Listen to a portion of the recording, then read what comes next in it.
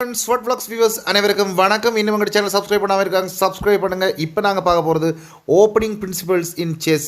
Opening principles சொல்லிச்சுன்னா அடிப்படையில் நாங்கள் கேமை வந்து 3 வகையாக பிரிக்கலாம்.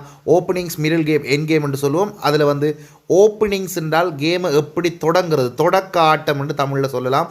அந்த தொடக்க ஆட்டம் எப்படி செஸ் கேமில் பாவிக்கப்படுது, எப்படி விளையாடணும்னு சொன்னால் முதலாவதாக நாங்கள் செய்ய வேண்டிய விஷயம் வந்து எப்பயுமே கண்ட்ரோல் த சென்டர் என்று சொல்லுவோம்.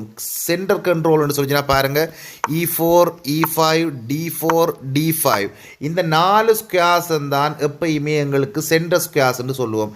இதை வந்து நாங்கள் சென்டர் ஆஃப் த போர்டுன்னு சொல்லுவோம். அப்போ இந்த 4 ஸ்கொயர்ஸையும் நாங்கள் கவரப் பண்ணுற மாதிரியான மூவ்ஸை தான் நாங்கள் எங்களோட செஸ் போர்டில் வந்து இனிஷியலாக செய்யணும், ஆரம்பத்தில் செய்யணும், தொடக்க ஆட்டத்தில் செய்யணும்னு சொல்லலாம்.